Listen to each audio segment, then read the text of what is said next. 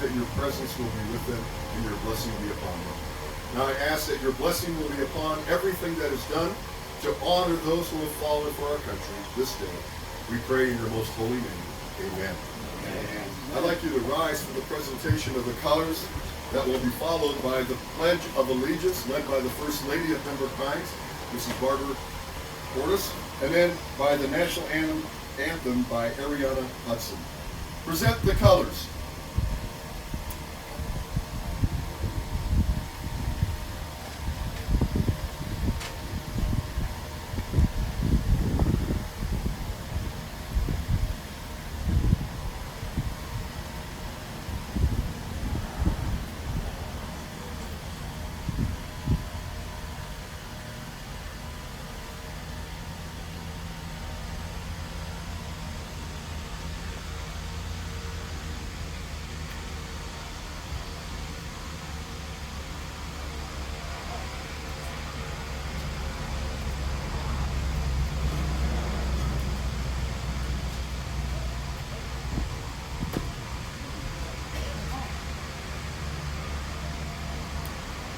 I pledge allegiance to the flag of the United States of America and to the republic for which it stands, one nation, under God, indivisible, with liberty and justice for all.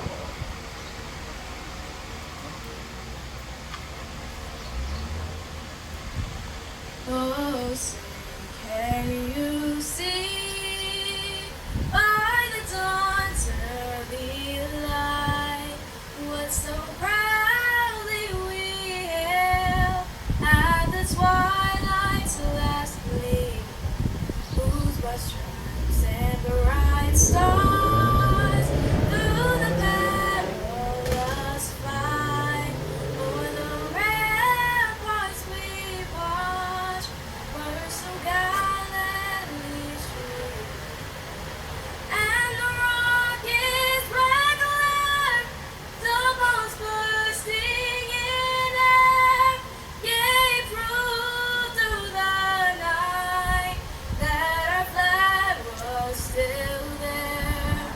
Oh, say does that star-spangled banner yet wave for the land of the free and the home of the brave?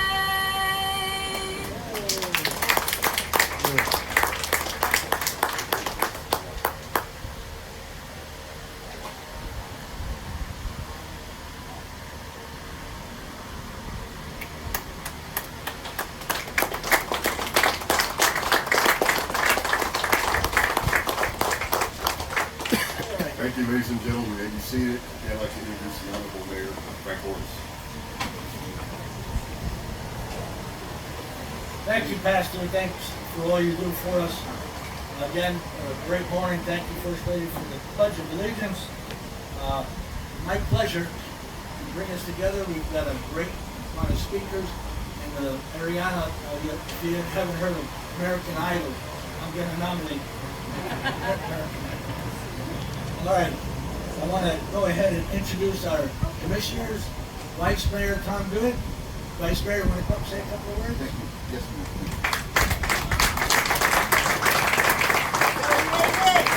Hey, go Navy. Oh wait, I was supposed to wait for Pastor Tokar to do all that. I want to wish everybody a wonderful morning, and I'd like to give a special shout out to the American Legion, my post 385's members. Good to see you guys today.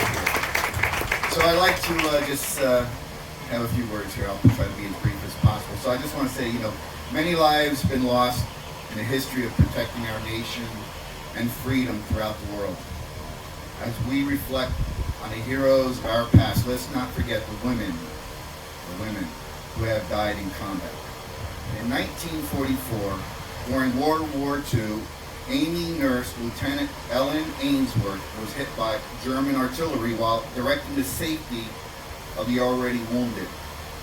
Her bravery prevented panic and further injury. She was one of the first women to receive the Silver Star America's third highest military decoration. Many other women have died at the hands of enemy forces since then, in the Korean War, Vietnam War, and in the ongoing fight against terrorism. Many of us can remember the limited role that women played during the wars of the past. But the war of the present, women have earned the right to serve in full combat assignment. They too are on the front lines now.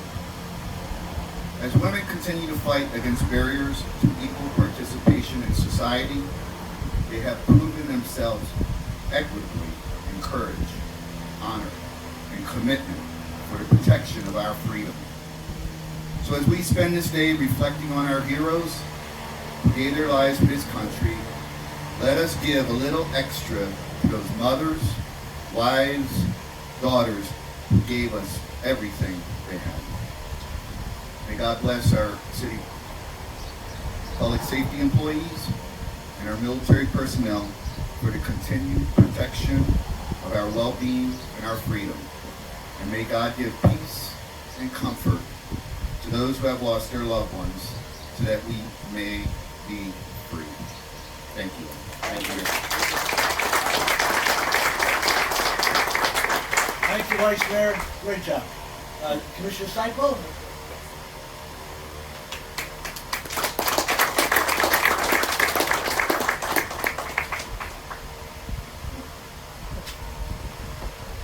Well, since Vice Mayor spoke about women, which is something, I'm always pushing for the women, I want to say thank you. Thank you. Our word is finally getting out that we should all be recognized, so thank you so much. We appreciate that. Good morning, everyone. How are you today? Good morning. Glad that we're all here together. We've missed seeing so many of you who either just weren't able to be here or we weren't holding ceremonies because of that horrible COVID that we don't even really want to have to talk about so much anymore. But for the second year, our Memorial Day is a little different than in years past. Our backyard barbecues and get-togethers are being replaced by video chats and smaller groups that are gathering. But the memories and emotions that this day brings remain the same. For many families across our nation, Memorial Day is a stark and often painful reminder of those who have been lost. Their sacrifice was a true expression of selfless service. Whether they volunteered at a time of war or if they served during peacetime, they represented the best that America had to offer. Their loss can be felt when visiting Arlington National Cemetery, as well as all the other final resting places around the world. Too many mothers, fathers, siblings, and children continue to feel the immense, too many mothers, fathers, siblings, and children continue to feel the immense weight of seeing an empty chair at the table all year long. Their courage and grace after such an imaginable loss is inspiring. It must be a surreal experience to send a loved one off to serve in combat. Like any other send-off, you would hold them tight, you would tell them that you love them, and watch them head out until they are no longer in sight. What makes sending a loved one off to war very different is the all too real possibility that a uniformed military officer and chaplain may show up at your doorstep with devastating news. Those who did not return are now our community members. Those who did return are now our community members, neighbors, and friends.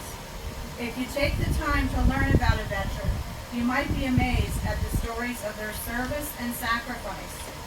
It is up to us to not only tell their stories, but to honor their service and memory by ensuring their families and survivors are cared for. And I would like to leave you with this poem, and it is titled, Freedom Isn't Free. I watched the flag pass by one day. It fluttered in the breeze. A young Marine saluted it, and then he stood at ease. I looked at him in uniform, so young, so tall, so proud. He'd stand out in any crowd. I thought how many men like him had fallen through the years. How many died on foreign soil? How many mothers' tears? How many pilots' planes were shot down? How many died at sea? How many foxholes were soldiers' graves? No, freedom isn't free.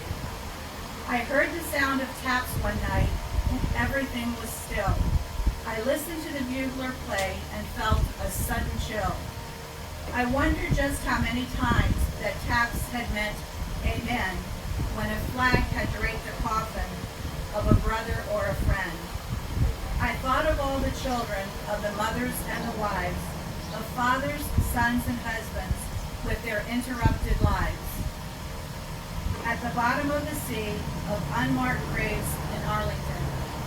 No, my friends, remember, freedom isn't free. Thank you.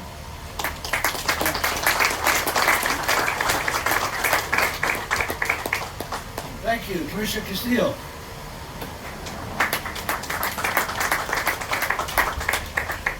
Thank you very much. What a pleasure it is to see all of our friends and neighbors reunited again after a terrible year. A year that caused great inconvenience, not a fraction of which we are here today to commemorate. For 245 years plus, soldiers, Navy men and women, people have fought in the air, on the ground, and on the seas to keep this country free.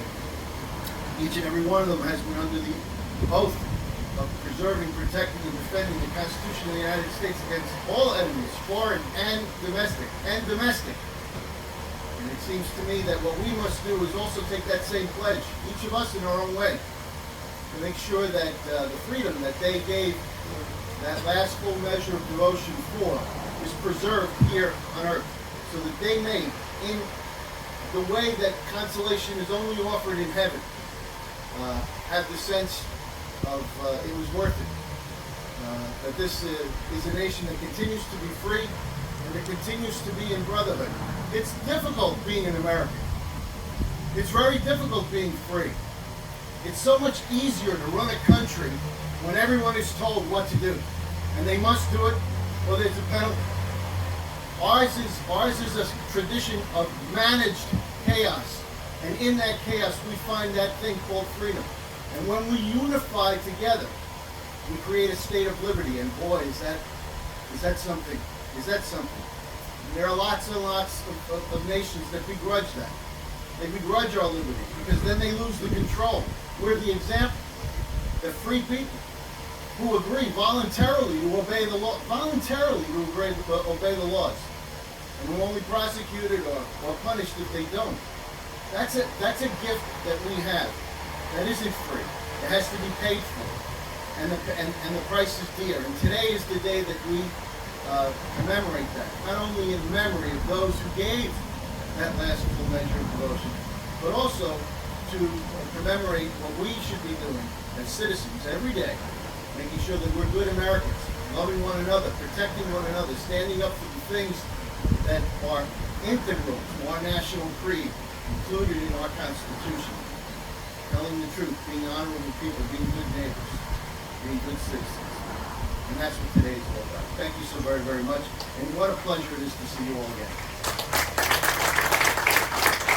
Thank you. Commissioner Schwartz. Commissioner Schwartz's wife is here. Thank you.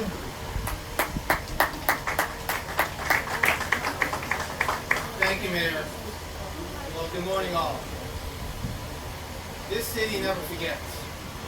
Last year, despite the challenging times that we had, the City Commission held a virtual Memorial Day service. The importance of holding this event and continuing the tradition to honor those who are fallen is paramount to the success of our city as well as our nation. Today in our city, we have three fallen heroes: Fletcher, Xavier, and Restrepo.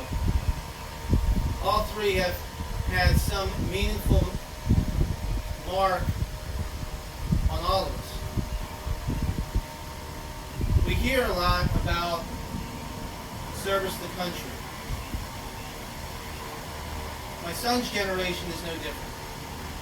His best friend recently enlisted in the Navy, and he'll be serving on the Eisenhower. And my family goes to bed every night praying for his safety and those who he serves with. We have some very special people who are recruiting these young men and women. One of them we're going to hear from today, Sergeant First Class Michaela Coleman, who, just a few short years ago, made a profound impact on the Arab community, and wish her well on her next adventure. Mayor, Congresswoman, our city is only a smidgen of the cities all around this country that embrace those who have served and honor those who have fallen. So may God continue to bless the United States of America.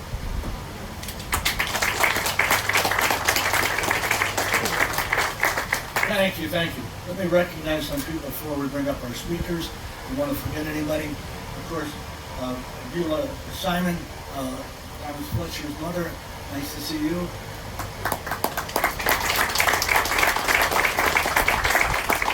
And Elizabeth Barrow, that's Patrick Xavier's mom. Take a bow. And our great city attorney, Sam Gorin, and his wife, Stella Tokar. Always a pleasure seeing you. And Commissioner, School Board Member Patty Good. Before I bring up our speakers, I just want to share a quick story. I know.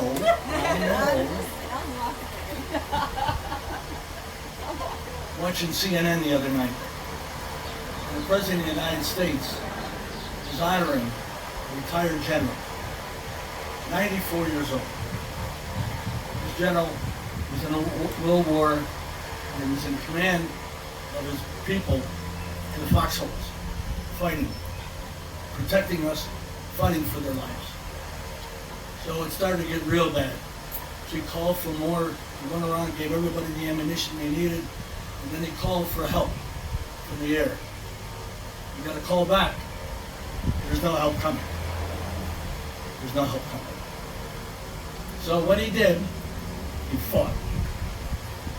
Mortar hit his foxhole, destroyed his feet, and then he got shot. And they were still shooting, and nobody could tell where they were shooting from. So he went 3 times across that field and was shot at so he could show his memories where they were. That's a hero. That's a hero. All right, have a tight. Okay. Archetypo? Oh, didn't see that. All right, let me get with Congresswoman Debbie Wasserman Schultz. I'm gonna have her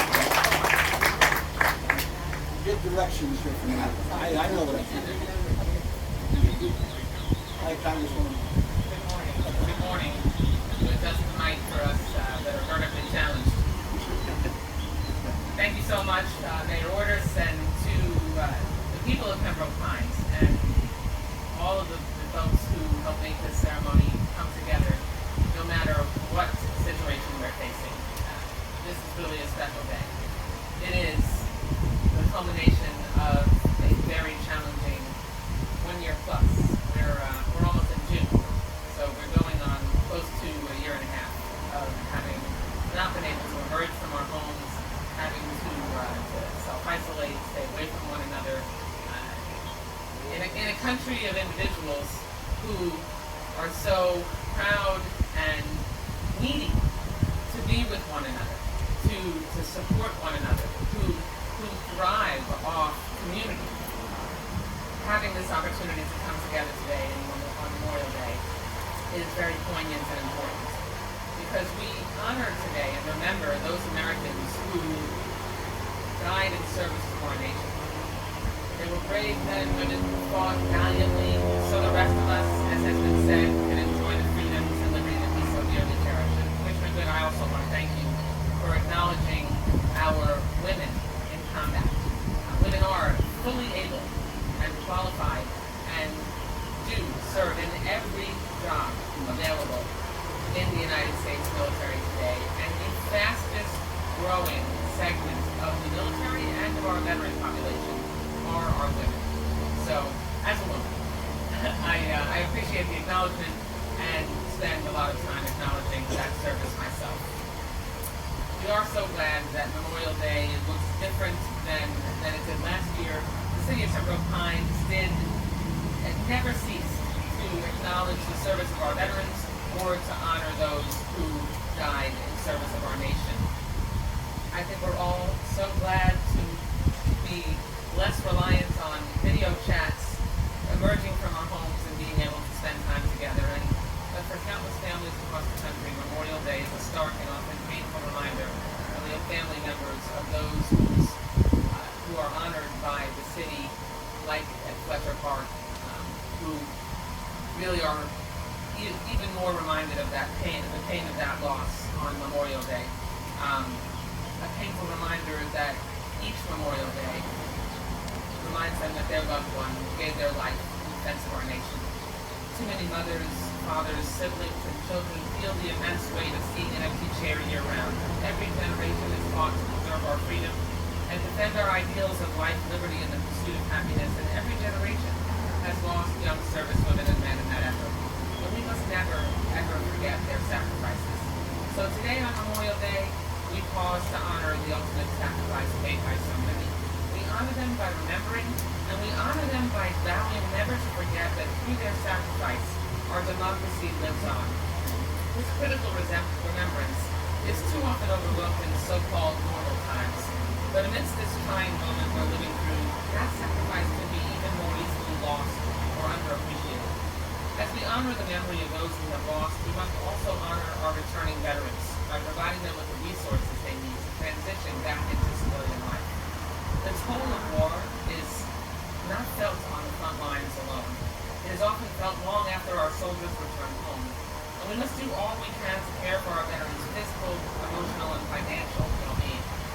I have the privilege of chairing the Military Construction and Veterans Affairs Appropriations Subcommittee, and it is my top priority to ensure that veterans have continued access to quality health care and protections against COVID-19 and economic relief.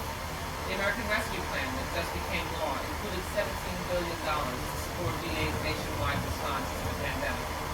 $14.5 billion will specifically enhance VA's ability to deliver world-class services to our veterans and their families, whether that's at the VA or local ERs and clinics.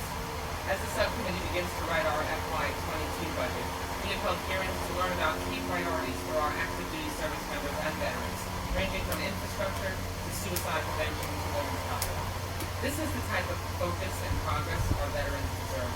However, let me be clear. Highlighting our progress does not mean that our work is done. Our veterans deserve quality health care in a timely manner, employment resources, and affordable, responsible mortgage options that will lead them out of struggle and put a solid roof over their families' heads. Our responsibilities and commitment to honor both those we have lost and the 21 million veterans across this nation must be unwavering, just as their dedication to our country has been. As I've seen throughout my time in public service, each day presents new opportunities for progress. But there are also new challenges that threaten this great democracy. Our veterans know better than anyone that vigilance and sacrifice are a constant cost of freedom and liberty. I know that all of you would proudly stand shoulder to shoulder with today's soldiers because we love this country and what it represents. As your representative in Congress, I will always stand by all of our veterans and honor the service of the fallen and those who continue to serve. John F. Kennedy once said, as we express our gratitude, we must never forget that the highest appreciation is not to utter words, but to live by them. This Memorial Day, let us not only remember the sacrifices of our fallen heroes, but renew our vow to stand by our veterans now and always. Thank you so much. Thank you, Representative. Okay, I want to bring up for a few words State Representative Robin Waterman, newly elected state representative, but 1 week after she was elected, she was passing bills and helping the city. So State Representative, thank you. Good morning, everyone. I am honored to be here with you today. I need to point out that if you're a resident of Pembroke Pines, you're incredibly lucky because you have the best mayor and the best city commission there is. They have, from the beginning, supported this community. There was Memorial Day, there was Veterans Day. We didn't let COVID stop anything. And not only that, when people were hungry and in need, you were out every Friday giving food to those who were suffering because of the COVID pandemic. So I cannot say enough about each and every one of you. And the fact that you're having this ceremony says a lot about what you value. And you value our democracy, you value Americans, and you value first responders, and you value our veterans. But I want to talk about something a little different. Everyone talked about those who served. I want to talk about how the people who aren't here celebrate Memorial Day. Those that haven't lost a family member. Those that don't have someone actively serving in the military. They celebrate that day with long days at the beach, on the boat, or with backyard barbecues. You know your neighbors who are doing that today. If you went to Publix yesterday, you saw them all buying their hot dogs and hamburger buns. Many people forget why we celebrate the day and the true meaning of the day. And today is going to be extra special because we're seeing the light. I'm actually standing up here without a mask. And I hugged you and I took pictures without a mask. There is finally light at the end of the tunnel. So as many of our family and friends gather today, many of their conversations will move into politics. And as of late, these conversations often become very divisive. I hope that today, all Americans will pause during the fun and during their political debates to remember the men and women who laid down their lives to give them the privilege to live free and to disagree. Most importantly, we should honor those who lost their lives through respectful discourse, tolerance, and kindness, something we are not seeing a lot of lately if you watch the news. Today, we celebrate our ultimate heroes. Joseph Campbell stated, "A hero has given his or her life to something bigger than oneself." I want to thank all of our American heroes who made the ultimate sacrifice. I want to thank all those veterans who are here today. And I want to thank all those who continue to serve in our military. I also want to say a special thank you to the right of the room, our first responders here in Pembroke Pines. Thank you every day. You put your lives on the line every single day.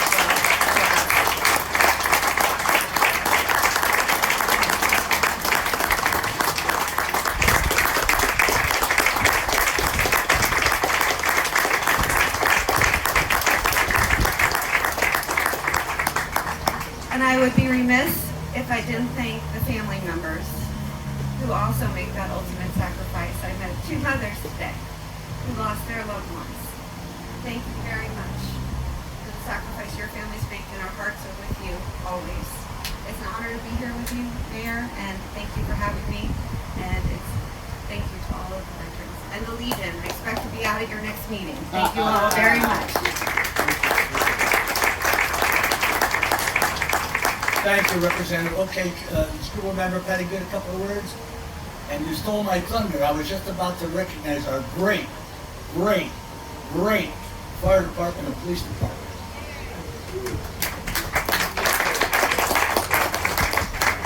Thank you, Mayor Ordus and Vice Mayor Good and the entire City Commission. It really is an honor always being here as you take time to reflect on the lives lost and the time that you always take to remember those who have served in the military and, of course, our first responders.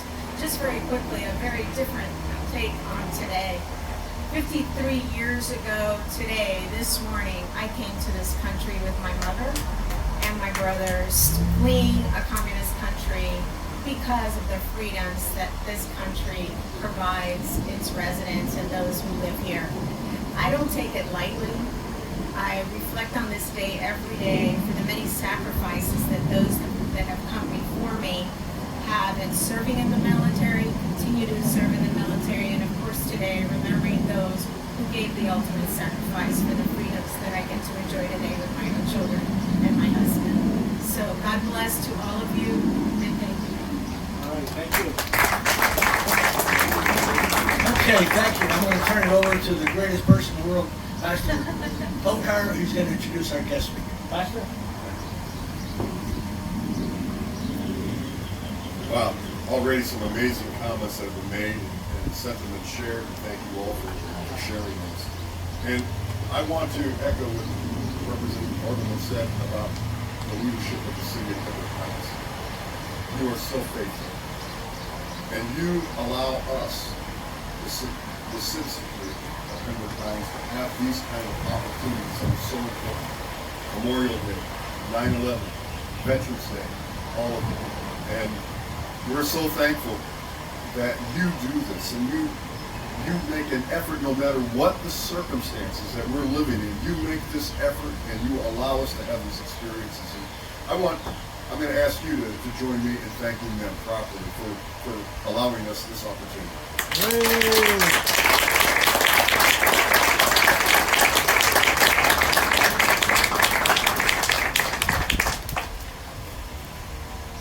I'd like to introduce our first military guest speaker, and we're always honored to have active members of our military here to share these events with. And today our first guest speaker is First Sergeant Michaela Coleman. And she started her military career in 2010 and serves in the United States Army Aviation Branch as an air traffic controller. She attended school in Fort Rucker, Alabama, where she received her certificate tower operation license through the Federal Aviation Administration. First Sergeant Cole has served in several assignments over the years to include Fort Hood, Texas, for the 48th Mobility Augmentation Company, Kandahar, Afghanistan, during Operation Enduring Freedom.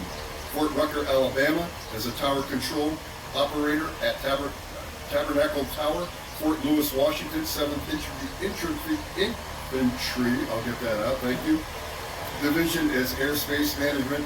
She is currently assigned to the United States Army Recruiting Command at Pembroke Pines Recruiting Station as a United States Army recruiter. She is also working on completing a bachelor's degree in social work at Grand Canyon University. She has 3 loving parents and an amazing brother, 2 sisters, and a son. Now, she also has a lot of awards. A lot of folks wonder what all that, we call it salad in the military, on the uniform is, and it represents all the important missions they have contributed to and the honors that they have received. And I'm going to let the uniforms and the stack of ribbons that is very impressive speak for their honorable service to our country. Would you join me in welcoming First Sergeant Michaela Coleman?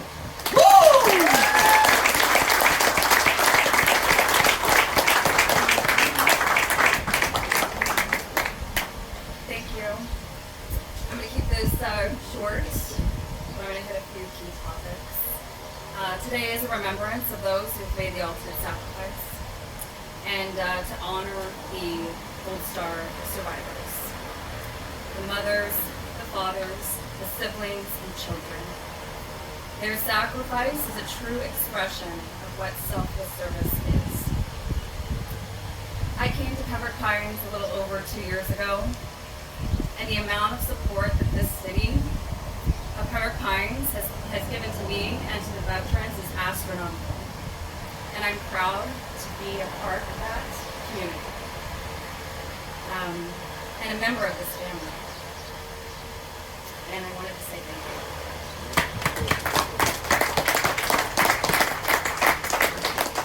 As I go on to my next duty station, we assigned to Korea, and we're leaving in July. I know, I'm sad too. I am leaving you in great hands. I'm going to introduce to you my company commander, Captain Colombo.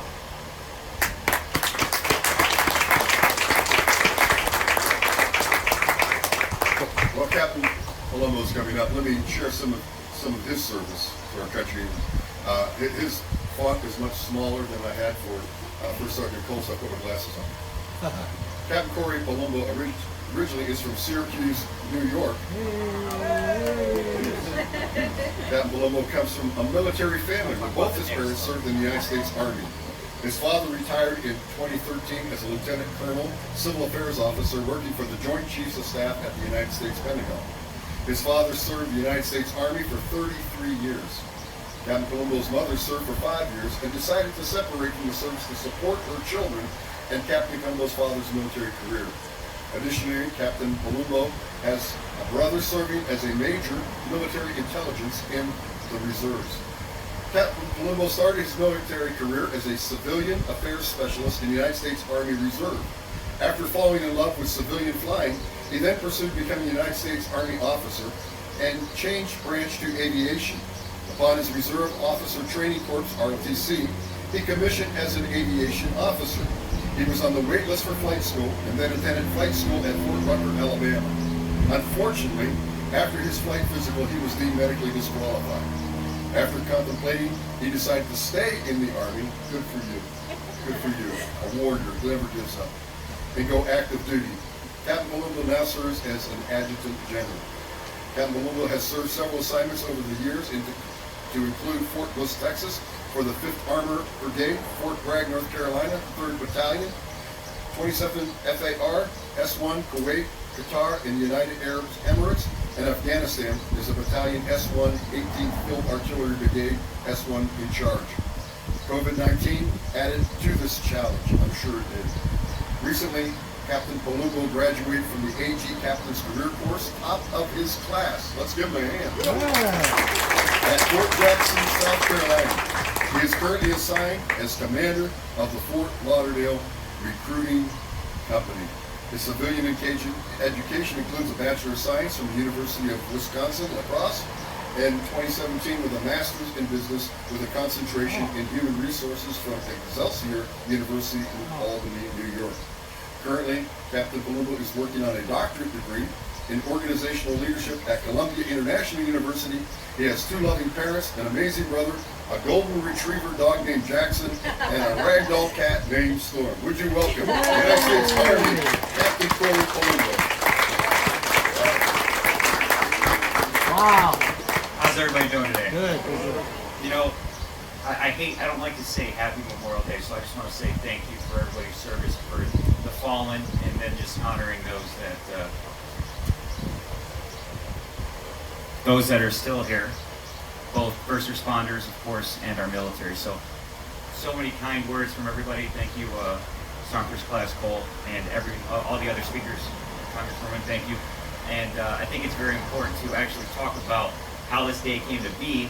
I wasn't sure if that was going to be touched on, so I did it in my speech. So bear with me. Let me give you guys just a little brief history lesson here. So President Abraham Lincoln, in his second inaugural address in 1865, hoped for malice toward none and charity for all. In the years immediately after the Civil War, that hope was visibly manifested in the actions of both the Northerners and the Southerners who extended an olive branch in mourning who lost their lives in the conflicts. According to the Department of Veterans Affairs, more than 24 towns, both north and south of the Mason-Dixon line, claim to be the first to celebrate Memorial Day, including Columbus, Mississippi, Macon and Columbus, Georgia, Boalsburg, Pennsylvania, Richmond, Virginia, and Carbondale, Illinois. Congress officially designated Waterloo, New York as the birthplace of Memorial Day without either a hearing nor any historical documentation. Other contenders, however, haven't been dissuaded. One of the first Memorial Day celebrations was on May 1st, 1865, when black workmen gathered at the Washington Race Course and Jockey Club in Charleston, South Carolina. Confederates had converted into an outdoor prison. Yale University historian David W. Blight tells us these men reinterred the bodies of Union prisoners of the war buried there, decorated their graves, built a high fence around the cemetery, whitewashed the fence, and built an archway over an entrance. Later that day, they staged a parade of 10,000 on the track. The procession was led by 3,000 black schoolchildren carrying armloads of roses. Several hundred black women followed with baskets of flowers, wreaths, and crosses. People elsewhere as well were already decorating graves of fallen Civil War soldiers in an unofficial way. When retired Major General John A. Logan, commander of the Grand Army of the Republic, one of the nation's first veteran support organizations, in effect established Memorial Day as the day Americans pay tribute to the fallen and mission in action. Logan, in General Orders Number 11, designated May 30th, 1868, for the purpose of strewing with flowers or otherwise decorating the graves of comrades who died in defense of their country during the late rebellion, and whose bodies now lie in almost every city, village, and hamlet churchyard in the land. He also called for all members of the Grand Army of the Republic around the country to participate and hoped they would continue the practice as long as veterans from the war were alive to remember their comrades. His inspiration for Memorial Day, known as Decoration Day in the 1800s, was the local commemorations already being held in the North and the South. In fact, he delivered the keynote address at Decoration Day commemoration in Carbondale, Illinois on April 29, 1866, where Union Army veterans paraded in tattered uniforms and spread flowers on cemetery graves. Ulysses S. Grant presided over the first major organized Decoration Day observation on May 30, 1868 at Arlington National Cemetery, and future President James A. Garfield spoke afterward. Children from local orphanages walked through the cemetery with members of the Grand Army, placing flowers on the graves of Union and Confederate soldiers. Then, as now, small American flags were placed on each grave, a tradition followed at many national cemeteries still today. In 1873, New York was the first state to designate Memorial Day as a legal holiday. By the late 1800s, many more cities and communities observed Memorial Day, and several states had declared it a legal holiday. Memorial Day was long known as Decoration Day for the practice of decorating graves with flowers, wreaths, and flags. The name Memorial Day goes back to 1882, but the older name didn't disappear until after World War II. It wasn't actually until 1967 that federal law declared Memorial Day its official name. Originally, only soldiers who had died in Civil War were honored. After World War I, the scope of the commemoration broadened to include remembrances for the military past from other wars. The states of the former Confederacy were unenthusiastic about a holiday initially, memorializing those who, in Logan's words, united to suppress the late rebellion, and didn't adopt the May 30th Memorial Day until after its purpose had been broadened to include those who died in all the country's wars. All this history provides good context, albeit let us not forget the real significance of this day, which is so much more than just another federal holiday. When Logan officially launched the observance, he called it to be observed on May 30th. After Congress passed the Uniform Monday Holiday Act in 1968, which took effect in 1971, it was moved to the final Monday in May. Several southern states continue to set aside an additional separate day for honoring the Confederate past. Today, Memorial Day for many Americans is a time to remember veterans as a whole, not just those who died in uniform, as well as departed friends and relatives. While Americans all over the country continue to honor fallen service members with parades and commemorative services, today, the holiday also unofficially marks the beginning of summer for many Americans. This 3-day weekend is a chance, for a good Miami Beach day, the year's first sunburn. I got mine over the weekend. An opportunity to gather around the grill or lounge by the pool, to get together with family and friends, or go on a trip. It also is a chance to watch the Indianapolis 500 race, which first took place on Memorial Day in 1911. Of course, all those things would not be possible without all the sacrifices, those who gave the ultimate sacrifice. In 1971, the year of the first federally mandated Memorial Day, America was still fighting the Vietnam War, and there were many anti-war protests across the country. From 1988 to 2019, the Veterans Advocacy Group Rolling Thunder made a tradition of organizing a huge annual motorcycle ride through Washington, D.C. on Memorial Day. It's customary for the President or Vice President to deliver a speech on Memorial Day at the Tomb of the Unknown Soldier at Arlington National Cemetery. Ahead of Memorial Day weekend, the 3rd U.S. Infantry, known as the Old Guard, places small American flags in front of more than 228,000 headstones and about at the bottom of 7,000 rows in the cemetery's Columbian Courts and Niche Wall. Each flag is inserted into the ground exactly 1 boot length from the headstone's base. At its heart, Memorial Day is a day to solemnly honor those who have died for our country and say thank you to current heroes of our armed forces. It is our chance to remember the hundreds of thousands who have made the ultimate sacrifice while serving our country. Their devotion to their country and willingness to make the greatest sacrifice of all is truly inspirational. In the United States, 2020, it was a tough year for many reasons. Despite a global pandemic, of course, the death of George Floyd, The U.S. military stood strong to keep fighting our nation's wars, despite all the associated hardships of the soldiers and service members through all these trying times. This resiliency of our nation's heroes, both alive and those who gave the ultimate sacrifice, proves just how special the U.S. military is. Please remember the fallen today, honor the fallen, and also honor those that are continuing to serve, both as first responders, as military, and I appreciate being here today to be able to speak to all of you. Thank you so much.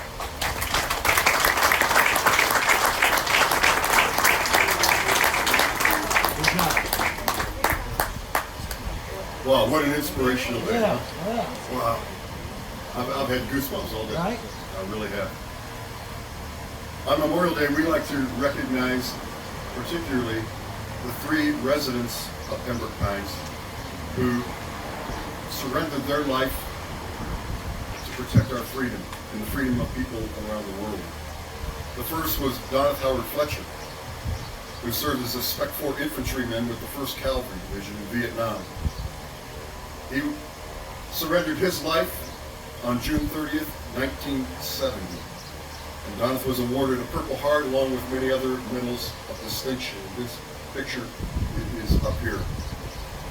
Then we also want to recognize PFC, Army PFC, Juan Doc Restrepo. I knew that. I'm just getting tired. Graduate of Flanagan High School, who surrendered his life in the Corango Valley on July 22nd, 2007. And 129th Avenue is named after him, dedicated to him. Then I want to read a special commemoration to Maureen Lance Corporal Patrick Xavier Jr.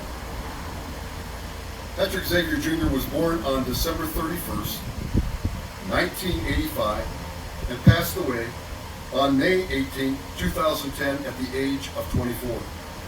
After moving from Queens, New York, his family settled in Pembroke Pines in 1996. Queens, New York, in the community of Lido Lake. He often played on Southwest 16th Street, a small private road that borders Lido Lakes. After graduating Miramar High School in 2003 and working a couple of jobs, he enlisted in the Marines in January 2009 and went to serve in Afghanistan in January 2010. On May 18, 2010, he lost his life. His mom wanted to honor his service and reached out to dedicate the street he played on. Instead, the city of Pembroke Pines dedicated 172nd Avenue to the fallen Marine. His service and sacrifice will always be remembered in our city. We have a special tribute to pay to him and to his family today, and it's going to be rendered by a man named Cliff Leonard, former Marine. I'm going to invite Cliff to start making your way to the podium. I really didn't know Cliff or much about his service to fallen servicemen and women. But in his retirement years, he was looking, as many retirees do, to find some ways to utilize his time, and he started just sculpting. And he sculpted a bust of a fallen Marine. And it was received with such passion and enthusiasm that he did another one, and then another, and then another, and then another. And he has dedicated his twilight years to honoring fallen service people in the United States. And his life goal, and we'll pray for longevity, is to have created a bust of every fallen service member from the state of Florida. And he is over halfway there of accomplishing that. And so I invite him now today to unveil a special bust for Marine Lance Corporal Patrick Xavier Jr. Cliff, would you welcome him? Hey. I do want to say just a few words. Minor correction. Move closer to the mic. I'm making a minor correction. I'm only sculpting Marines and Navy corpsmen. So, as a Marine, there were approximately 100 here in Florida. I've completed about 50. And that's probably, I might have one or two more left, but the rest decline in one way or another. So,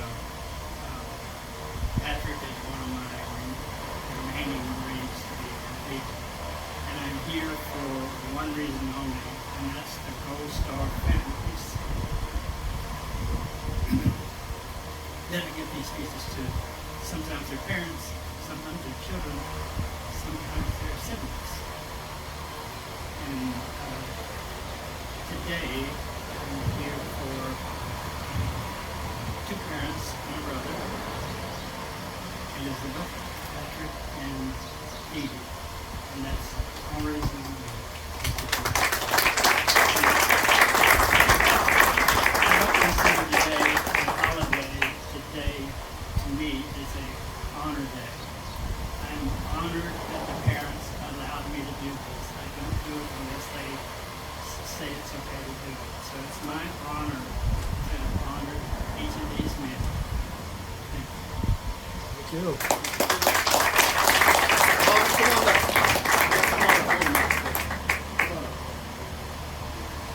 And all the family representatives. Can we show them our love?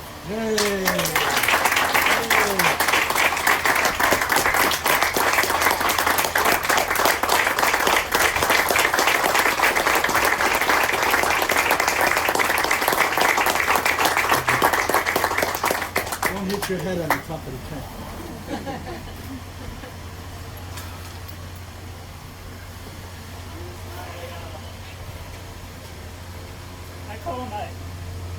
I call them my little brothers. Oh, wow.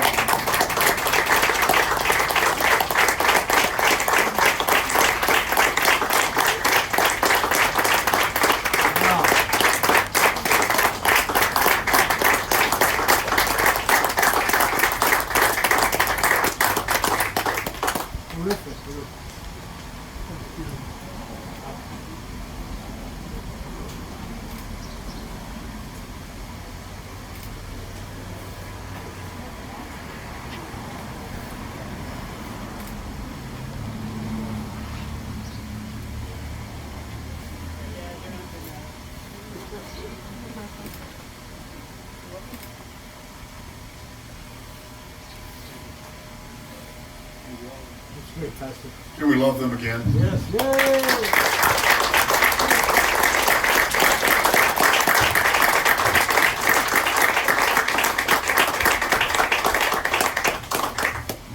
Thank you. Thank you, Cliff. Amazing, amazing work of honor. Thank you. You may be seated. Representative Bartolome got us started, but I want to continue. Memorial Day is specifically, as we prepare to close, specifically a day to honor those who have given their life in the defense of our nation. However, as a veteran myself, I realize that every soldier, every Marine, every sailor, every airman, every Coast Guardman raises their hand and takes an oath of office to protect and defend the Constitution of the United States against all enemies, both foreign and domestic.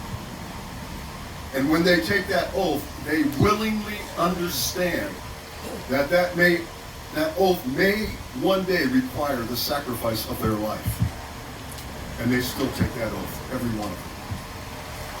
And so even though Memorial Day is specifically for those who have fallen in the defense of our country, I want to recognize all who have taken that oath. If you served in any branch of the United States Armed Forces, would you please stand and be recognized?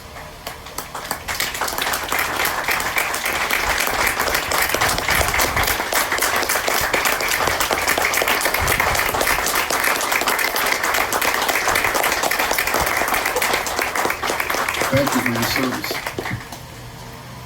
Then I know they've all been recognized, but we can't recognize them too often. And those are the men and women who, in our community, put their life on line every single day for us. And that's the men and women who serve in our law enforcement, our police department, and our fire rescue departments. And I want to thank them, and I'm going to invite you to thank them again with me. Would you please all rise? Everyone from our fire rescue and police department.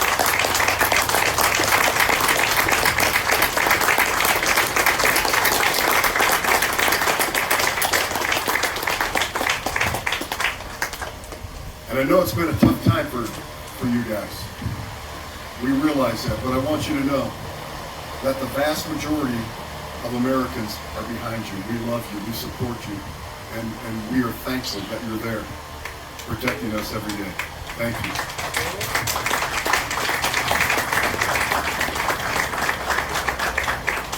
And particularly over the last year, almost a year and a half now, we've been at war with another kind of enemy called COVID-19. And just like service members, and just like police officers, and just like fire rescue personnel who charge towards a disaster, towards a dangerous environment, while others are sheltering themselves and fleeing away. We've got to recognize this year our EMTs, our paramedics, our nurses, our doctors, who have been fighting the war, and they have also experienced attrition in fighting the war against COVID-19. If you serve in any capacity in our medical services, would you stand and be recognized?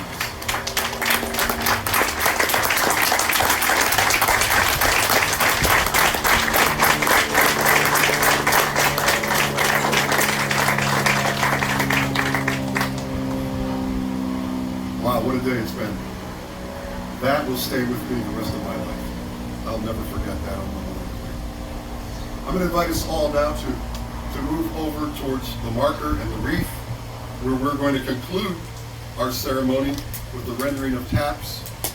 And Ariana Hudson is going to share a rendition of God Bless America, and then I will close today's ceremony with a benediction.